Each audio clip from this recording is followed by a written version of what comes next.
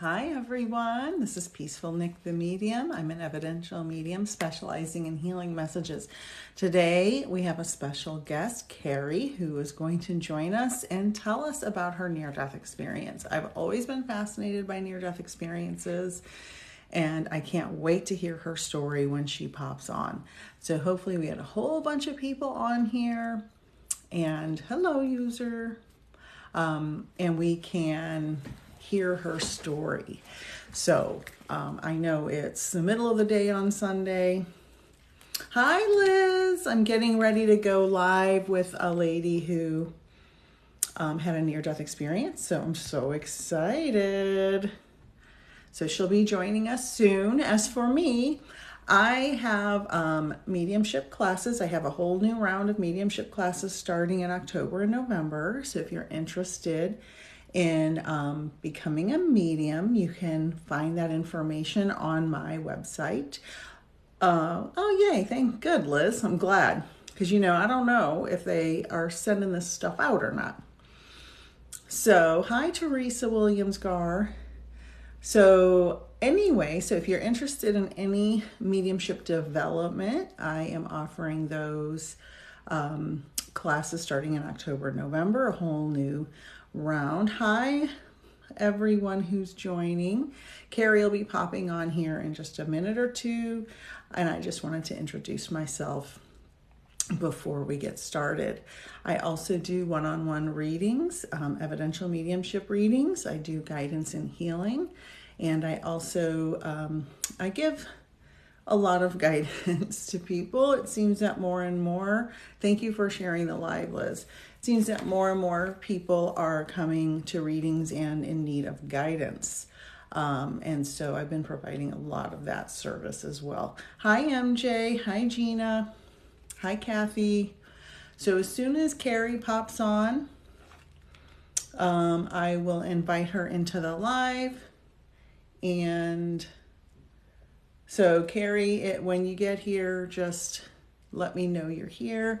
And I am very excited to ask her questions. She'll be telling her near-death experience story. And if you have questions, please, oh, I think she's here. Please, there she is. And here she's. What?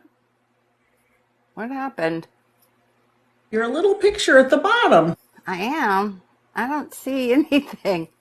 And it doesn't matter. Oh, is that Yeah. me? Wait. Invite Carrie to turn her Hey. camera on. All right. There we go. Hey. But you're little on my side.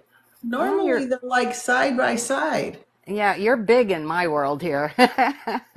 If anybody knows how we We can fix did. that, because I want Uh, to see you more fully. Let me press. I'm just going to press buttons till I figure it out. Ah, hey. there you are. Now you're big. But I still don't Crumbs. understand why all these other squares are over here. Liz Neither. is here. She'll be able to help me.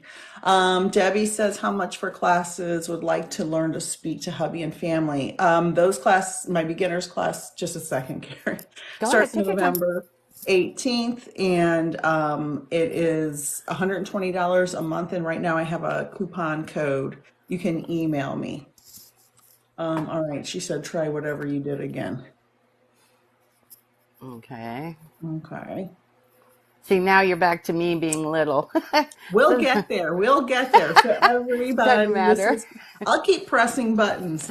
Hi, everyone. It's so nice to meet you, Carrie. I Me cannot wait to too. hear your story. And I'm going to have a bunch of, people asking questions. I'll be Sure. asking questions. Sure. So first, hi, Frizzin with Hi, Sherry. everyone Hi, coming Liz. in. Um, so if you want to introduce yourself, tell Sure. everybody who you are, All right. and then you can tell your story and we'll take Yeah, questions if that's that'd be okay with you. great. Well, my name is Carrie. I'm 60 years old. I live in Charleston, South Carolina, although I am a born and raised New Yorker from New Okay. York City. That's where I'm from. But I've lived here in Charleston for quite some time. And before I get into the story, let me give just a little pre coma Okay. talk, because when I was very little, I had experiences that, I was 4, 5, 6 years old. I used to see this old lady outside my bedroom window when I was a Ooh. little girl. Found out later that, I thought that she was on the fire escape, only to realize exactly 20 years later that there was no fire escape outside my window. Mm. It's in the front of the apartment and the kitchen, not my bedroom. But anyway, I had experiences, and then it's just stopped. I was going through school, all of that kind of stuff. And weird stuff didn't start happening to me again until after I became a mother. Interesting. Mainly with dreams that were coming true. And it just, at the time, I just thought, okay, this is just some weird coincidence kind of thing.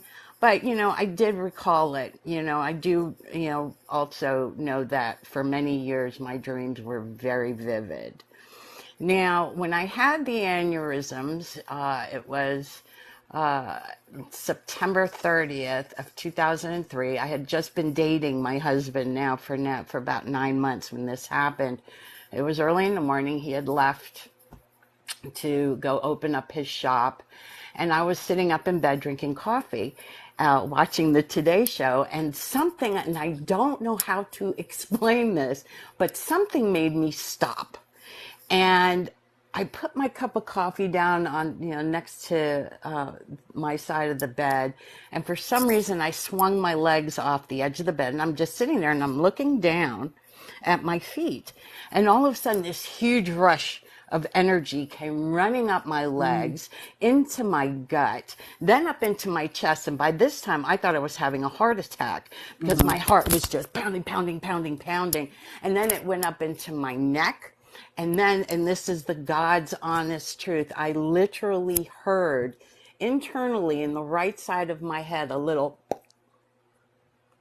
and all of a sudden I was seeing Interesting. all these dots in front of my eyes, and my heart's pounding. I'm sweating profusely. I grabbed the phone and called my husband and said, "You need to come home right now and take me to the emergency room." He said, "What's going on?" I said, "Just come home." Mm. And he wasn't gone, he was maybe 7 or 8 minutes out. But by the time he got home, I knew something was really wrong. He scooped me up, took me to the ER.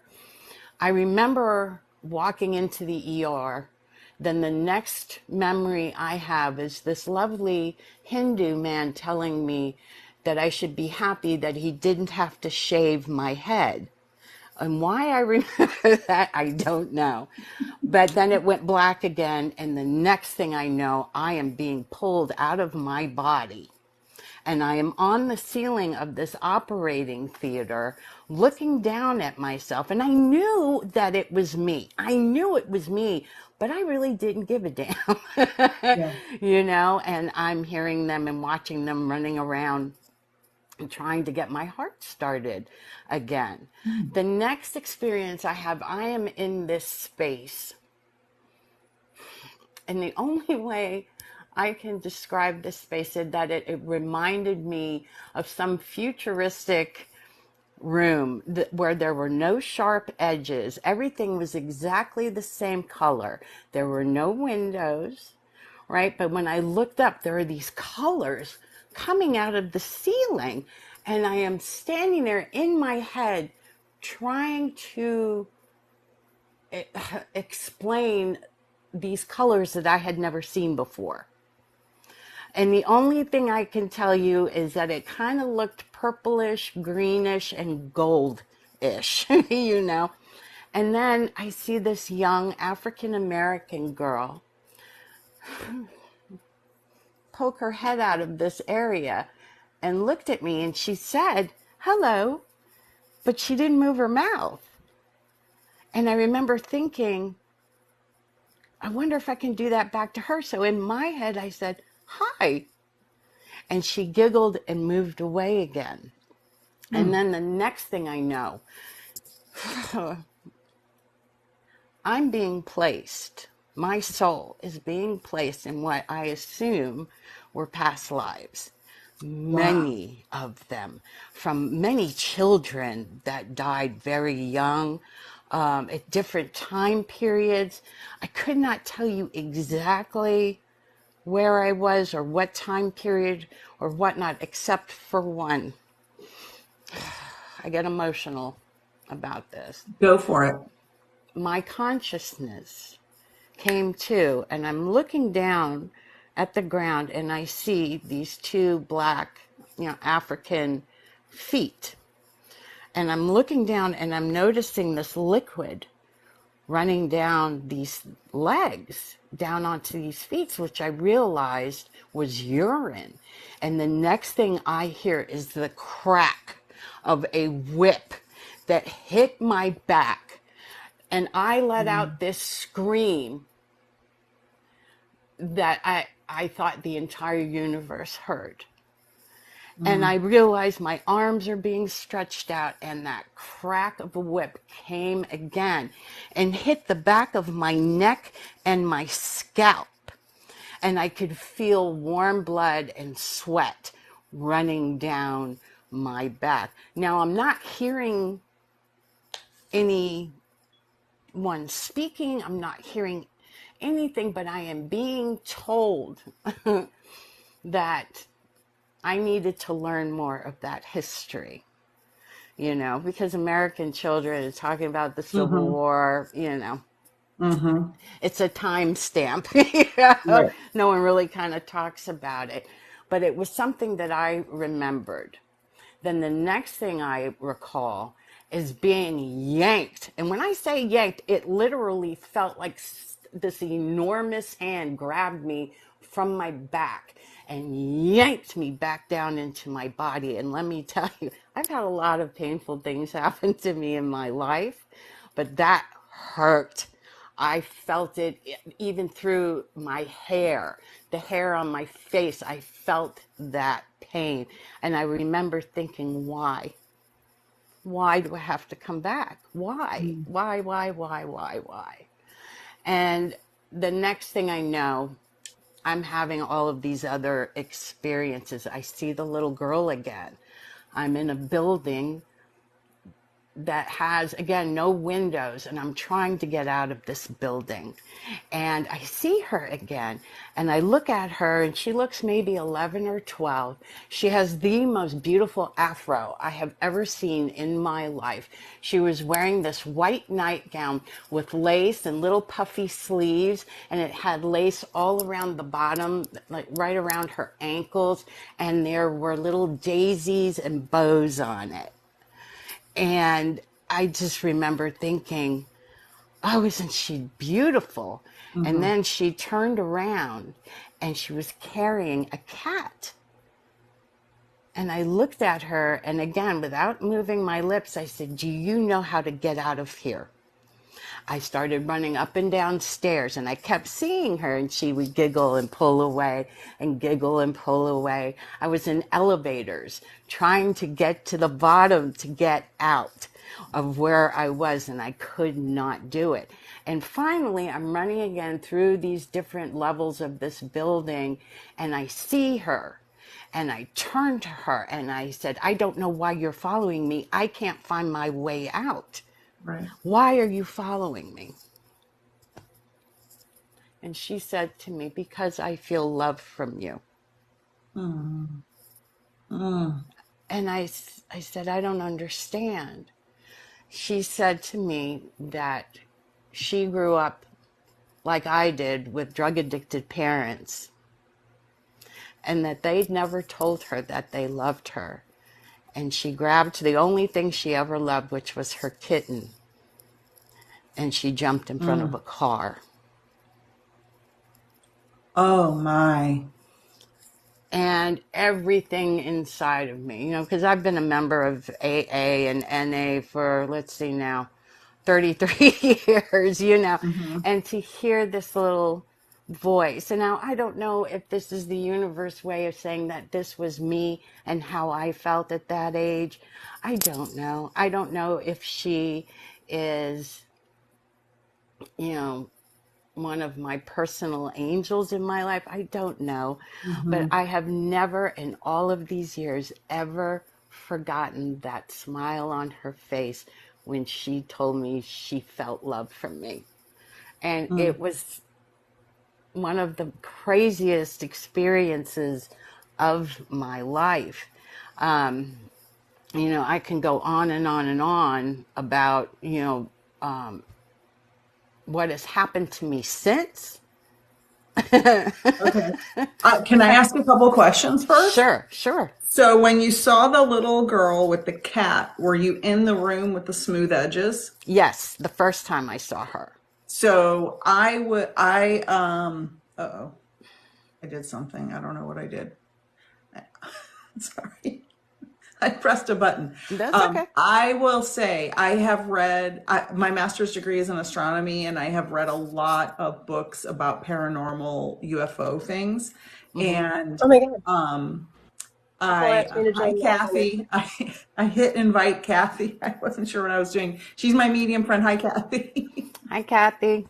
um, so a lot of UFO experiencers, and the Had guy one of who those. worked at Area 51, he Hmm. talks about the smooth edges of the Hmm. room, just like you did. So it's interesting, and maybe people are having those experiences, but they're actually having near-death experiences while they sleep. I don't know what's going on I with don't that, but either. that's fascinating because that's exactly how they describe it. Yeah, And the way that you felt the pain coming back into your body, that's amazing.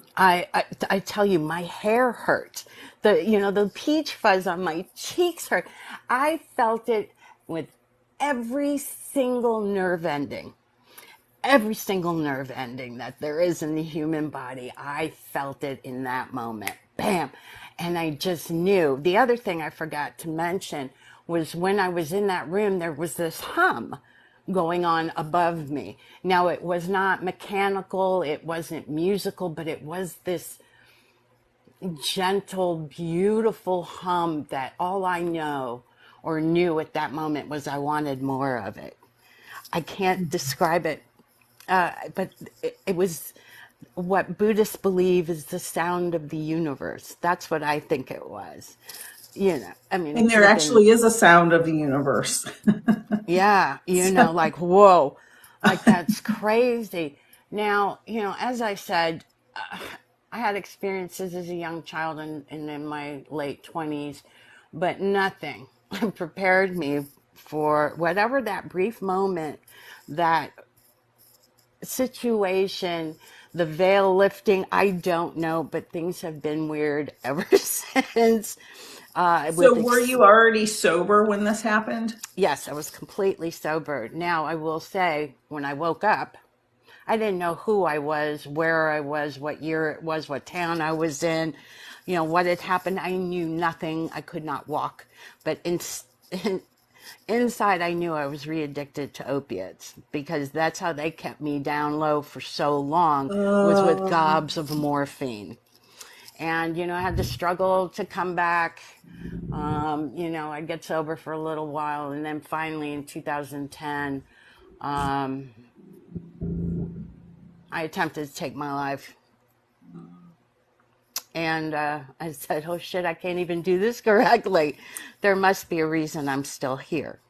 yes. And I fought to find out what that is. I've been off drugs now for 18 years and alcohol and all that crap for 13 years. And it's become the greatest gift in my life.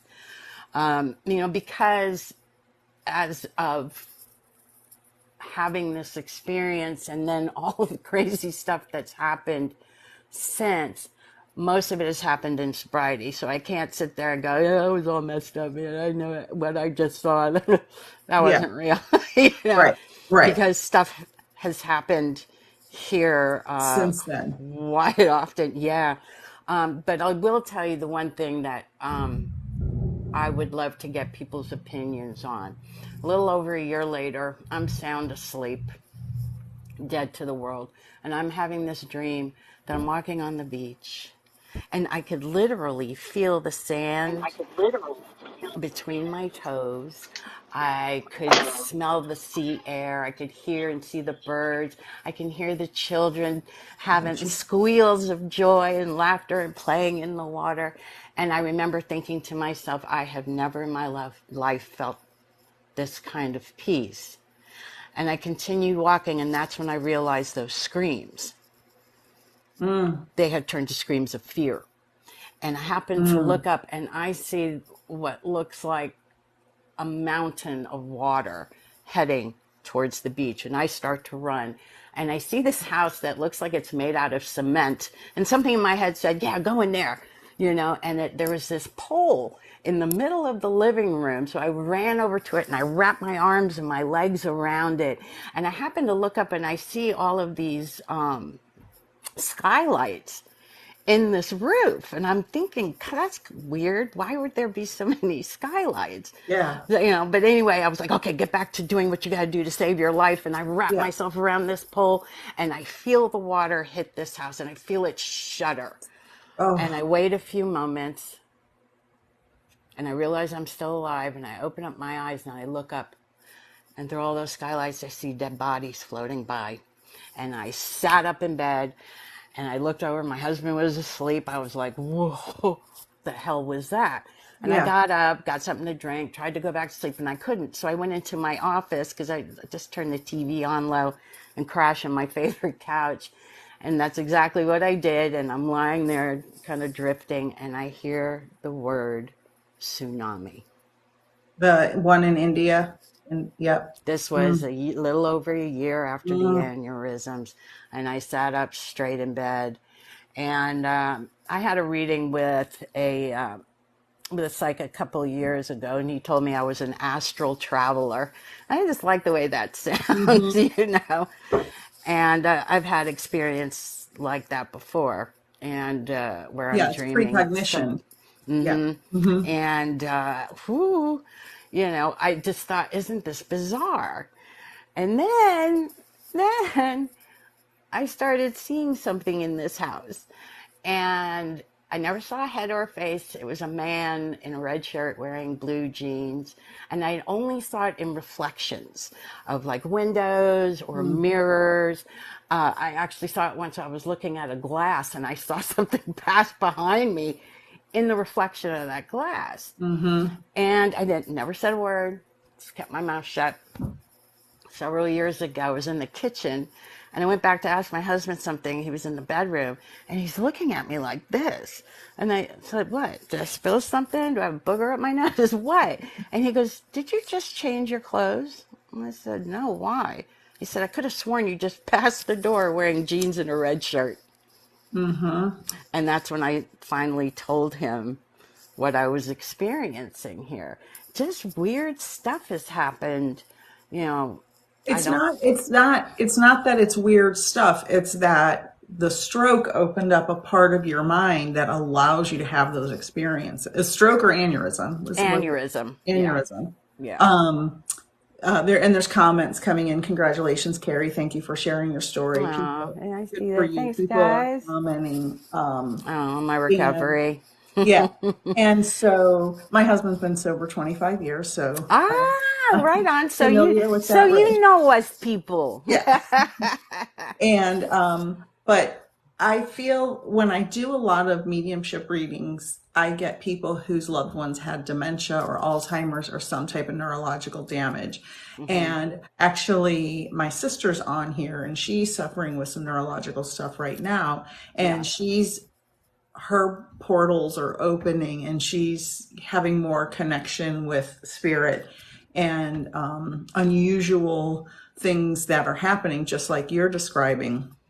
I mean, she didn't see a tsunami or anything that dramatic, but I think that in our daily life, our regular life, people with normal brains that haven't had anything happen are just not always capable because they're so busy.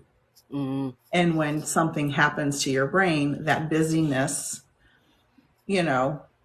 goes away and that other part of your brain opens up. So you're allowed, not allowed, but more aware of that. Or, I wonder if trauma, and I'm not talking yes, necessarily physical trauma, yes, but emotional emotional, trauma. psychological trauma, I Yep. think makes people more,